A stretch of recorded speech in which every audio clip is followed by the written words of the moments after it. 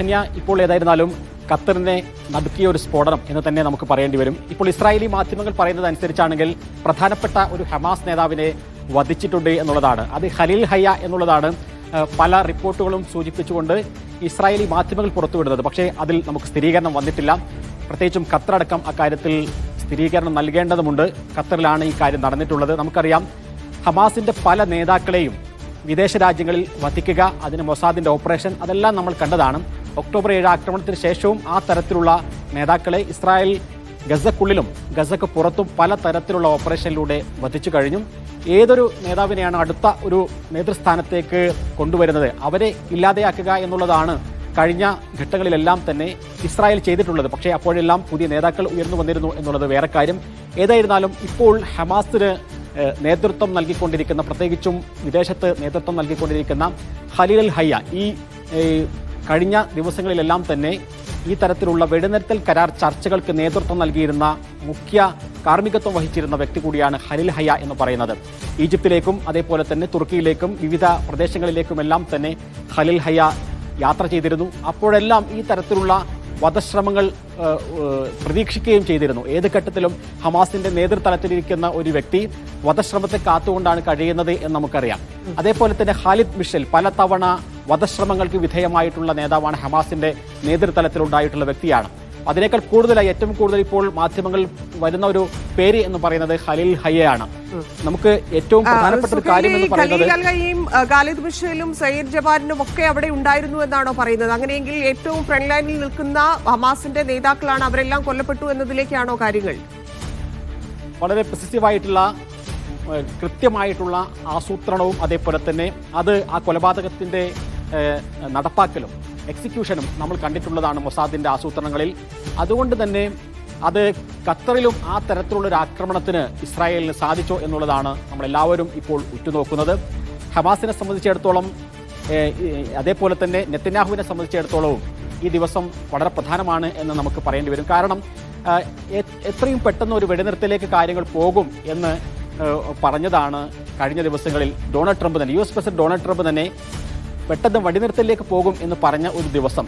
അതോടൊപ്പം ഇനി ഇസ്രായേലിലേക്ക് വരികയാണെങ്കിൽ, ഇസ്രായേൽ പ്രധാനമന്ത്രി ബെന്യാമിൻ നെതന്യാഹു അഴിമതി കേസിൽ വിചാരണ നേരിട്ടുകൊണ്ടിരിക്കുകയാണ്. അതിന്റെ ഹിയറിംഗ് നടന്നുകൊണ്ടിരിക്കുകയാണ്. അപ്പോൾ ഇസ്രായേൽ പല ഘട്ടങ്ങളിലും എപ്പോഴാണ് ഈ തരത്തിലുള്ള ഓപ്പറേഷൻ നടത്തിയിട്ടുള്ളത്, അതിന് തെരഞ്ഞെടുക്കുന്ന ദിവസങ്ങൾ വളരെ പ്രധാനമായിരിക്കും. കഴിഞ്ഞ തവണ ഈ തരത്തിലുള്ളൊരു ഹിയറിംഗ് നടക്കാനിരിക്കെയാണ് ഇറാനിൽ വലിയ തരത്തിലുള്ള യുദ്ധത്തിന് നെതന്യാഹു തുടക്കമിട്ടത്. നമുക്കറിയാം, ഒക്ടോബർ 7 ആക്രമണത്തിന് ശേഷം ഇസ്രായേൽ ചെയ്തുകൊണ്ടിരിക്കുന്ന പ്രവർത്തനങ്ങൾക്കെല്ലാം തന്നെ നെതന്യാഹുവിൻ്റെ പൊളിറ്റിക്കൽ ഗെയിം, അദ്ദേഹത്തിൻ്റെ സ്വന്തം വ്യക്തിപരമായിട്ടുള്ള രാഷ്ട്രീയ നേട്ടങ്ങൾ വളരെ പ്രധാനമാണ്. കാരണം IDFO അല്ലെങ്കിൽ യുദ്ധ ക്യാബിനറ്റോ ഒക്കെ പറയുന്നതിനും അപ്പുറമായി സ്വന്തം വ്യക്തി താല്പര്യങ്ങൾക്ക് വേണ്ടി കാര്യങ്ങളെ വളച്ചൊടിക്കുകയും അതേപോലെ തന്നെ പ്രത്യേക സംഭവവികാസങ്ങൾ ഉണ്ടാക്കുകയും ചെയ്യുന്ന നെതന്യാഹുവിന് ഇന്നത്തെ ഈ ദിവസം തെരഞ്ഞെടുക്കുന്നതിൽ വളരെ പ്രധാനമാണ്. കാരണം ഇസ്രായേലി മീഡിയയും ഇസ്രായേലി പൊതുജനവും ഇന്ന് ഏറ്റവും കൂടുതൽ ചർച്ച ചെയ്യേണ്ട ഒരു വിഷയം എന്ന് പറയുന്നത് അത് നെതന്യാഹുവിൻ്റെ അഴിമതി കേസുകൾ തന്നെയാണ്. ആ അഴിമതി കേസ് അടച്ചിട്ട റൂമിൽ അതിൻ്റെ ഹിയറിംഗ് നടന്നുകൊണ്ടിരിക്കുന്ന സമയത്താണ് ദോഹയിൽ ഇസ്രായേൽ ഇത്തരം ഒരു ആക്രമണം നടത്തിയിട്ടുള്ളത്.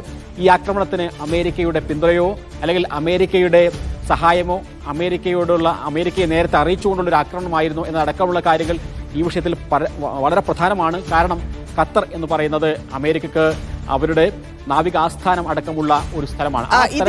സുഹൈൽ, ഇപ്പോൾ ചില റിപ്പോർട്ടുകൾ, അതായത് സ്ഥിരീകരിക്കാത്തത് മാത്രമല്ല, അതൊരു റൂമർ ആയിരിക്കാം ഒരു പക്ഷേ US ഇതിന് ഗ്രീൻ ലൈറ്റ് നൽകിയിരുന്നു എന്നൊക്കെ ഇസ്രായേൽ റിപ്പോർട്ടുകളൊക്കെ വരുന്നുണ്ട്. അതായത് വിധി ദിനം എന്ന അർത്ഥം വരുന്ന അൽസെറത്ത് ഹദിൻ, അങ്ങനെ ഒരു വേർഡാണ് കാണുന്നത്. അപ്പം ആ പേരിലാണ് ആക്രമണം നടന്നതെന്നും ഒപ്പം തന്നെ അമേരിക്ക ഇതിന് ഗ്രീൻ ലൈറ്റ് നൽകിയിരുന്നു എന്നുമൊക്കെയുള്ള റിപ്പോർട്ടുകളുണ്ട്.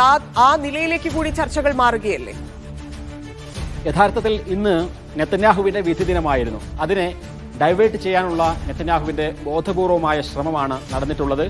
അത് ഖത്തറിന് മുകളിൽ ഒരു ബോംബിട്ടുകൊണ്ട്, ദോഹയിൽ ഒരു സ്ഫോടനം നടത്തിക്കൊണ്ട് ആ വിധി ദിനത്തെ മാറ്റാനുള്ള നെതന്യാഹുവിൻ്റെ ശ്രമമായിട്ട് തന്നെയാണ് ആ പേര് നൽകലിൽ അടക്കം നമുക്ക് ഇന്ന് കാണാനുള്ളത്. അതുകൊണ്ട് തന്നെ ഇതിന് അമേരിക്കയുടെ സഹായം കിട്ടിയിട്ടുണ്ടോ എന്നുള്ള കാര്യത്തിൽ ഒരു സ്ഥിരീകരണം അത് നമുക്ക് പെട്ടെന്നുണ്ടാകുന്ന ഒരു കാര്യമല്ല. കാരണം ട്രംപ് എന്താണ് ഈ വിഷയത്തിൽ പ്രതികരിക്കുക എന്നുള്ളത് വളരെ പ്രധാനമാണ്. ട്രംപിനെ സംബന്ധിച്ചിടത്തോളം ഖത്തർ പ്രധാനമാണ്, അതേപോലെ തന്നെ സൈനിക ആസ്ഥാനമുള്ള ഇടമാണ്. അതുകൊണ്ട് അത്തരമൊരു ഗ്രീൻ ലൈറ്റ് നൽകിയിട്ടുണ്ടെങ്കിൽ തന്നെ അത് അമേരിക്ക സമ്മതിക്കാനുള്ള സാധ്യത വളരെ കുറവാണ്. ട്രംപ് അമേരിക്ക ഖത്തർ ബന്ധത്തിൽ ഇത് എത്രത്തോളം വിള്ളൽ ഉണ്ടാക്കും? ഇല്ലെങ്കിൽ നമുക്കറിയാം നേരത്തെ ആ സന്ദർശനത്തിലൊക്കെ വലിയ ചർച്ചകൾ നടന്നിട്ടുണ്ട്. ട്രംപിന്റെ വലിയ ഇൻവെസ്റ്റ് പരിപാടികളൊക്കെ ട്രംപ് പ്ലാൻ ചെയ്യുന്നുണ്ട്. അത് അറബ് കൺട്രീസിൽ ഏതൊക്കെ തരത്തിലാണ് എന്നൊക്കെയുള്ള വലിയ പ്ലാൻ ട്രംപിനുണ്ട്. പക്ഷേ അതിനൊക്കെ വിള്ളൽ വീഴുന്ന രീതിയിലേക്കല്ലേ കാര്യങ്ങൾ എത്തിയിരിക്കുന്നത്?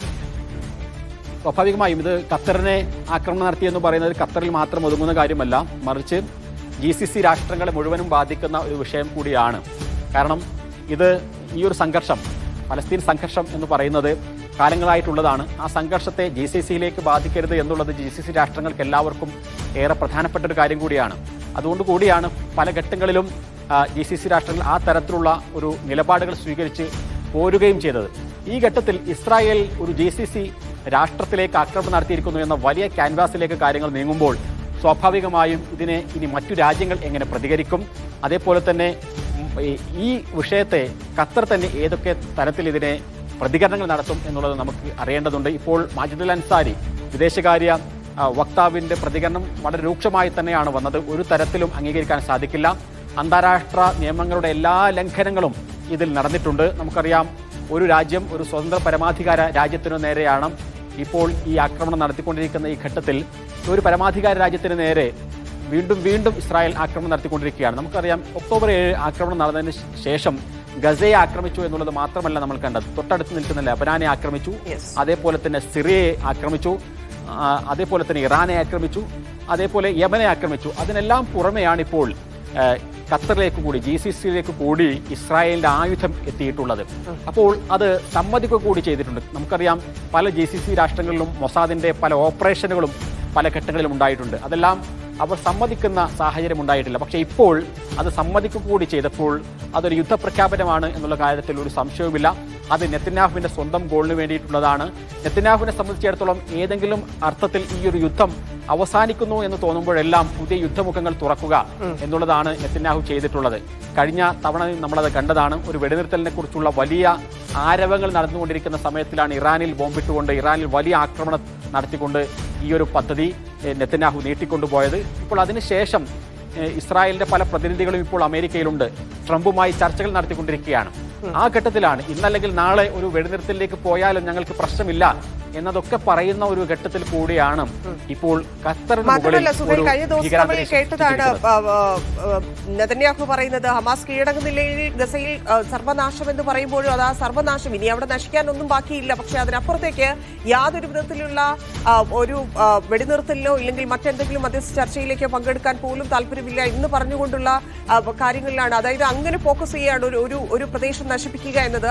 അതിനപ്പുറത്തേക്കാണ് നേരത്തെ സുഹേൽ സൂചിപ്പിച്ചതുപോലെ മറ്റ് സ്ഥലങ്ങളിലേക്ക്, മറ്റ് രാജ്യങ്ങളിലേക്ക് ഈ ആക്രമണം എത്തിയിരിക്കുന്നത്. ഇപ്പോൾ ഖത്തർ വരെ ഇത് എത്തുന്നുണ്ടെങ്കിൽ ഏത് തരത്തിൽ പിടിച്ച് കെട്ടാം എന്നുള്ളതായിരിക്കും. അതിനുള്ള കാര്യങ്ങളിലേക്ക് US-ന്റെ പിന്തുണയോടെ തന്നെ കടക്കാൻ സാധ്യതയല്ലേ കാണുന്നത്?